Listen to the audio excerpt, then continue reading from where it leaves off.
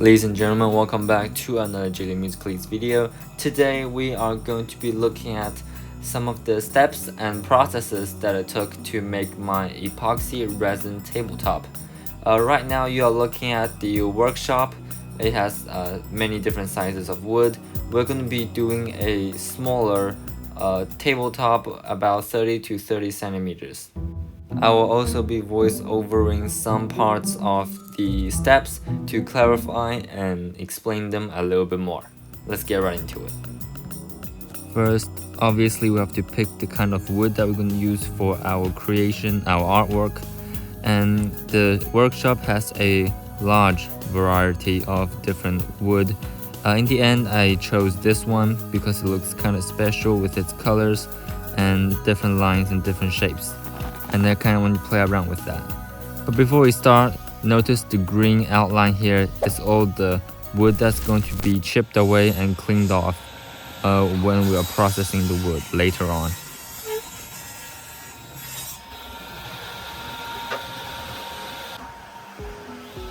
On these shots over here, the teacher is just helping me making the frame that we're going to pour the epoxy in. This wooden frame acts like a mold so that the epoxy doesn't flow out when we pour into it.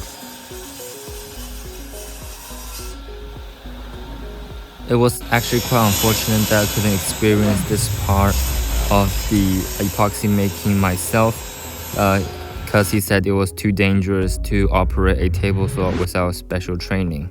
So I had to record him doing it.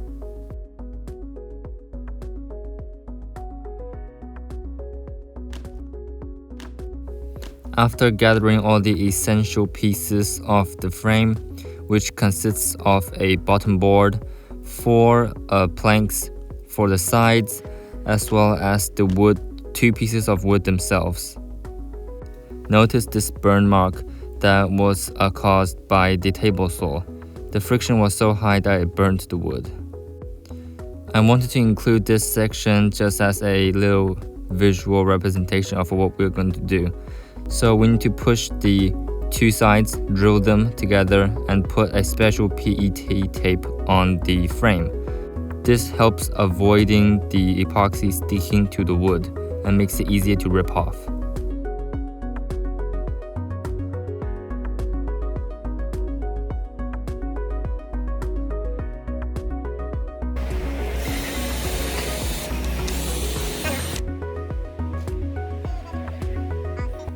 This was one of the easiest parts, I think, of making the epoxy resin table.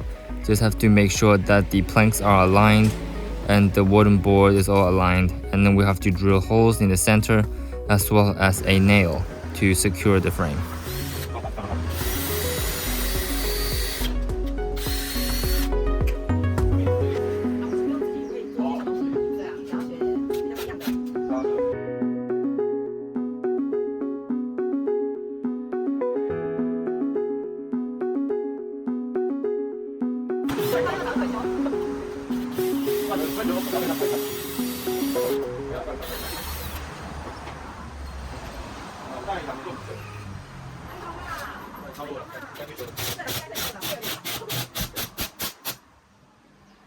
Here's a little diagram that I made to show how the PET tape works.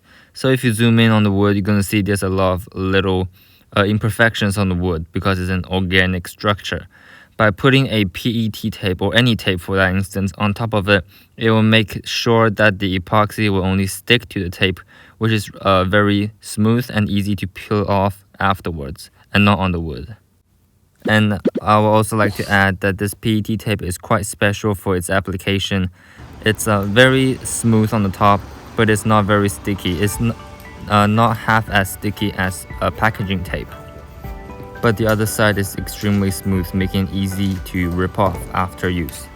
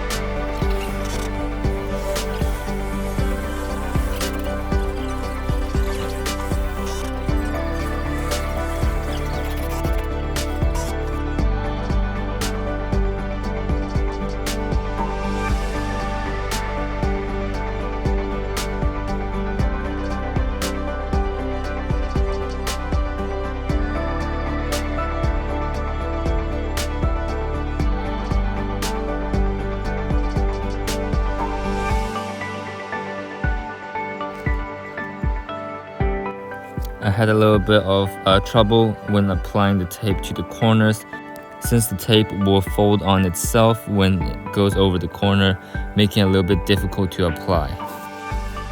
And over here, we're just using hot glue to seal the other side of the frame, making sure none of the epoxy leaks out.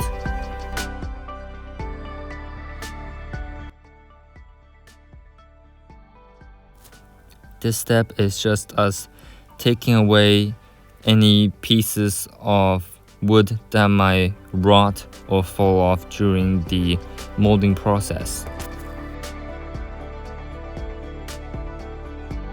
英文字体，那我可能会是从，估计是从哪一个？啊，比如说你这边 pony 有没有？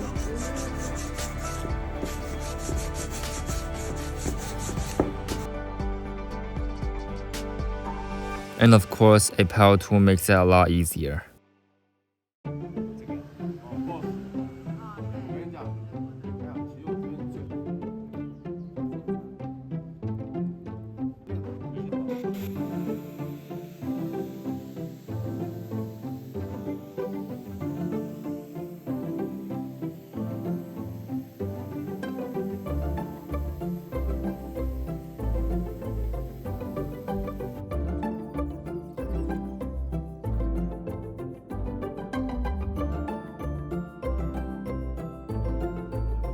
In this process, we use short-term 15-minute fast-drying epoxy so we can seal off the edges of the wood. This also secures the wood firmly in place into the frame, and it doesn't drift when we pour in the additional epoxy.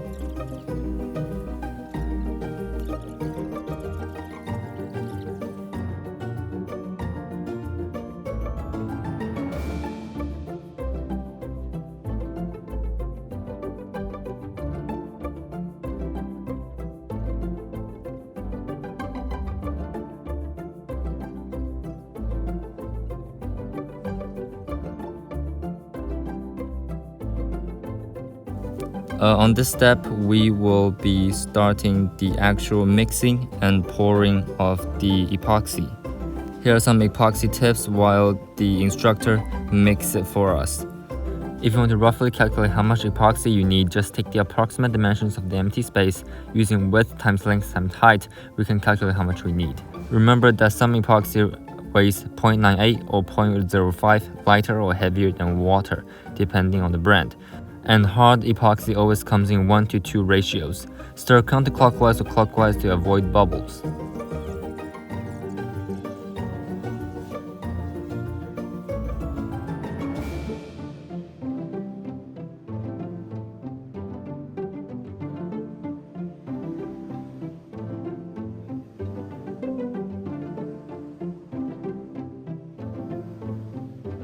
Or we can use a vacuum pump to remove air bubbles after it's been introduced. We know the average Earth atmosphere is 1 atm, but a vacuum pump can pull as low as 0.1 atm, even a small one, making the bubble in the epoxy expand and rise quickly.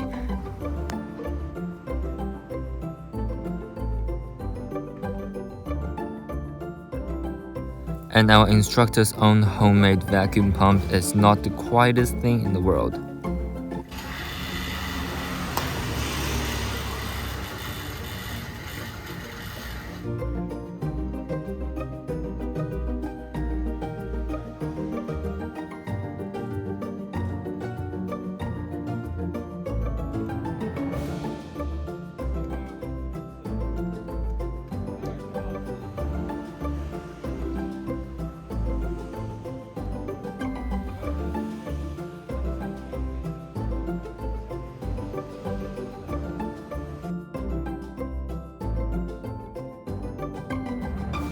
After the epoxy has been mostly purged of bubbles, we will now begin the pouring process.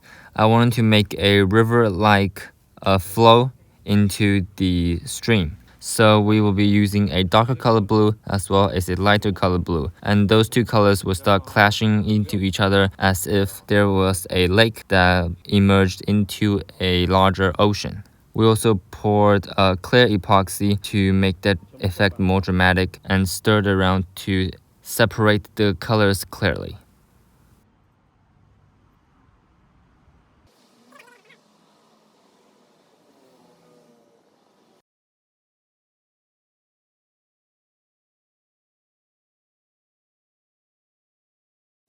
The instructor helped me to set up a small GoPro to time-lapse the process that it took to dry out after we left his workshop. On the left is my work and on the right is another student's. But you can see that the epoxy is circulating in on itself when it starts to cool down. And I thought that was a pretty cool effect to see, that we won't notice in real time. For the second class, we only did drying, sanding, and polishing. When I came to the class, the artwork was already out of its frame and cut down to the appropriate width. So what I had to do was take the sander and put different grits of sandpaper on it and start to clean it and eventually polish it at the end. The instructor showed me how to operate the power tool and what to do, as well as removing all the marks from the epoxy itself. 那我们发直木，只要把这些刀痕都磨掉就好。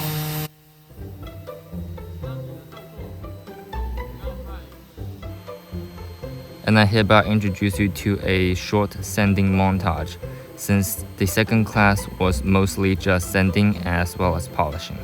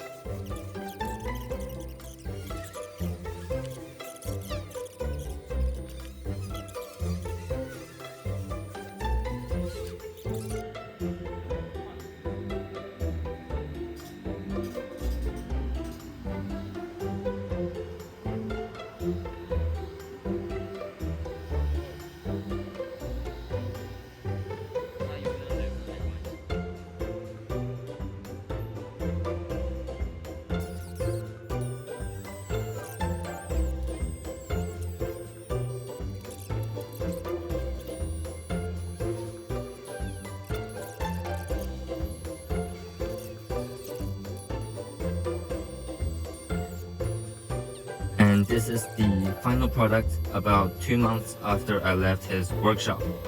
It's been kept in pretty good condition, and he also put some anti-slip stickers on the back.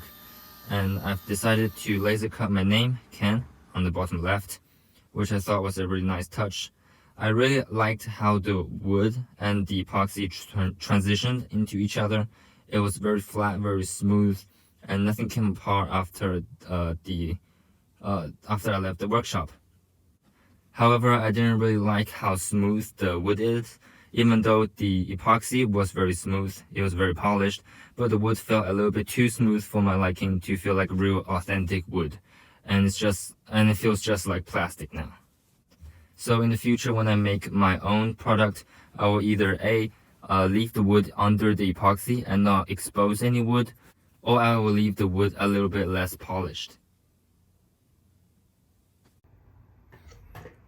Alright, thank you so much for watching. This video took me way longer than I expected. If you enjoyed this video, remember to drop a like on it, and also subscribe to the channel if you want to see more videos like this. Thank you.